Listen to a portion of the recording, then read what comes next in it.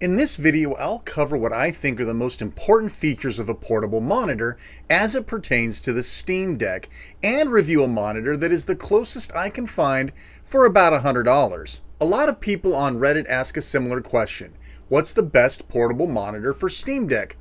As usual, the best is completely subjective. What I can't live without may be a trivial feature for you. So I'll start this video telling you what is most important to me.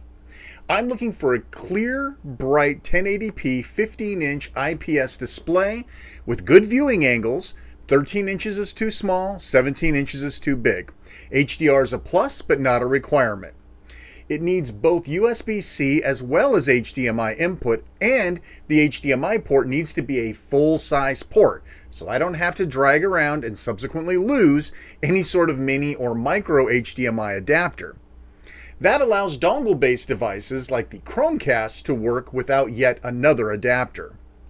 I need speakers. Once you plug a deck into HDMI, you lose audio, so we need the audio on the monitor to be at least usable. Truth is, we'll likely never get a great or even good speakers on a device like this, but as long as I can clearly hear it, I'll call that a win. I want a real adjustable kickstand, not some fold-over super cover that never seems to work quite the way you want it to. Finally, I need it to clock in at about $100 and something that will be available more than a week after I publish this video. I could probably get everything I want with good audio if I'm willing to spend $300, but most people that watch my channel are extremely budget conscious, and you folks are who I am catering to. Alright, you know what I'm looking for. Let's see if it's what you're looking for with the CUIUIC portable monitor. Stick around.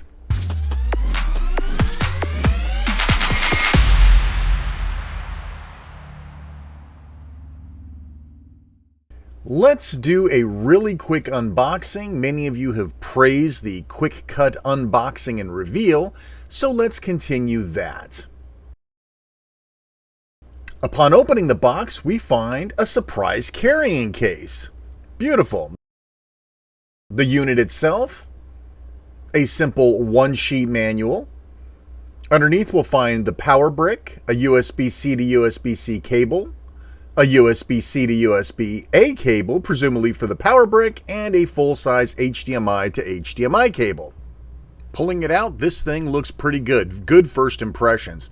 But let's check out this protective case first. It's remarkably nice and a perfect fit. My wife's portable monitor didn't come with one, so we had to buy something close. This is great. Looking at the exterior, metal construction, small bezels, great anti-glare on the screen too. It's very thin at the top, chunkier at the bottom like a modern flat screen TV. Backside's nondescript, again metal, nice change. On this side we have the USB-A port, a menu button, and an up and down rocker for selecting the menu. Here's our kickstand. This is a cut above, metal, tight. This should comfortably offer many viewing angles, and it feels durable.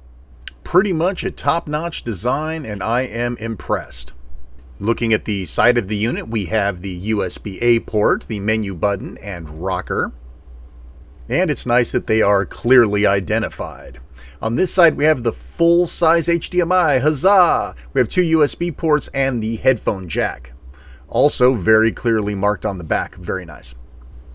We are going to go ahead and use my Steam Deck power supply since it's already here. And look at that. It looks bright and even. Looks pretty nice. I like the anti-glare on there too. Very good. So let's see what the menu brings up when there's no signal. It pretty much brings up the inputs. Okay, good to go. All right, so now we're going to go ahead and hook up the venerable Steam Deck official dock using the full-size HDMI cable. I gotta say, it's such a treat to be able to use a full-size HDMI plug. I really hate those mini and micro plugs and adapters. It makes me mental. All right, so we're going to plug in the Steam Deck, and almost immediately here we get a nice clean picture. Wow, it actually looks better than I thought it was going to do. Initial opinions are really quite solid. I do like what I see. Nice color refresh, looks pretty good. It definitely pops. It looks a lot better than my several-year-old portable monitor I've used in other videos. Now that we have an input source, let's go ahead and check out the menu. We have a picture, color, audio, other, and of course the original input. So we can go over here and start messing around with some settings. I'll monkey with the brightness and the contrast a little bit. This is all standard stuff in here. It's hard to see the brightness and contrast off camera like this. I totally get it and I apologize. Eco changes the picture modes, and I think after going through all of them, I like movie best on deck. It sort of feels like the vibrant deck settings that I use. So I think I'll go ahead and stick with movie. All right, when you go to color, this is the standard stuff, and it says something about FreeSync. Well, that's interesting. Audio is self-explanatory. We'll be doing audio tests later in the video. There's a means to rotate the screen 180 degrees.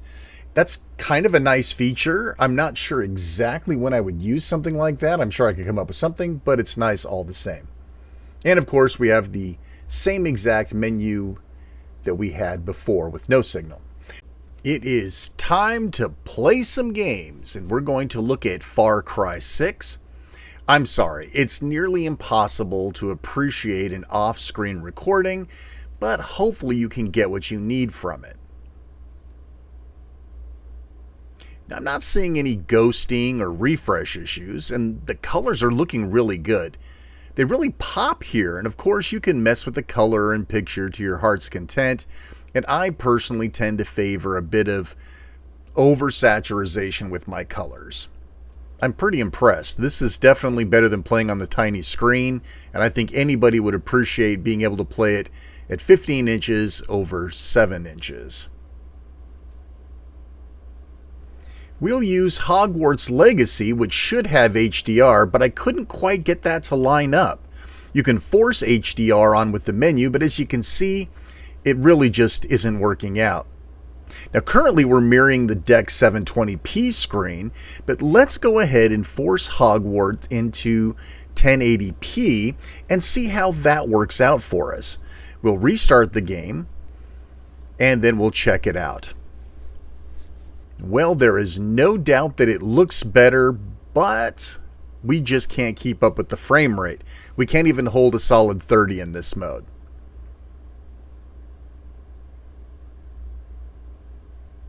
Of course, the monitor works great as a second monitor for the Steam Deck's desktop mode.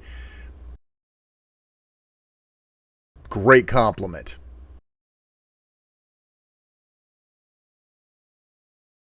Now, inevitably, somebody's going to ask about the Red Magic adapter that allows USB-C alt DisplayPort and charging at the same time. It took a bit of working around, including powering the monitor externally, but in the end it actually does work. Here we'll use the USB-C direct cable, and with the Steam Deck's power supply powering the monitor, it passes through ample power to also charge at the same time. Yay! Someone will certainly also ask to see a switch attached to it, so why not? We'll use a straight up USB-C signal out, and looky there, it looks good. While I was trying this out though, I noticed that the buttons didn't all work correctly. Very odd. As it turns out though, that if you actually remove the Joy-Cons and play the games that way, that everything seems to return to normal. But you can see here I'm fighting and fussing with the buttons. Just take these Joy-Cons off and we have a usable experience. Let's fire up one of my favorite games for an audio test, Cruisin' Blast. Alright, so you can hear we're on the Nintendo Switch and the audio is very loud. I mean, I have no trouble whatsoever. Of course, it's a little bit tinny and hollow, but all things considered, it's pretty impressive. It's hard to argue with that. Now, this is at 100%, but there's really no distortion. You can tell when I bring it down to like 50. It actually, I'm really impressed with the sound. It doesn't hurt that it's bouncing off my wall back behind here either. And the audio, of course, is coming from the two rears. I'm very, very impressed with the audio, and that was something I was really, really concerned with. Plenty loud, easy to hear. I'm very, very pleased. All right, let's check out a little audio playback here. I'll just grab something of my own. That way I'm sure I'm not going to get a copyright hit. Hey there, everybody. This is Shane R. Monroe, and today honestly, you can hear that fine. Characteristics of the Steam Deck. Now, this channel's too small for me to have actually gotten my hands on one personally to attest to the ergonomic design. Totally usable. I mean, the audio is, listen, it's hollow and tinny, as I said, but you know, it's not too shabby. Now it's gold, but what about something like a movie? This is the part where I end up getting copyright hit. All right, let's grab a little Beavis and Butthead. Jump to the middle.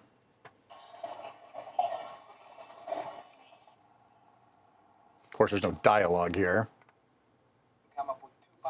It's pretty low. Let me see if this is turned up here. Okay. And let's see.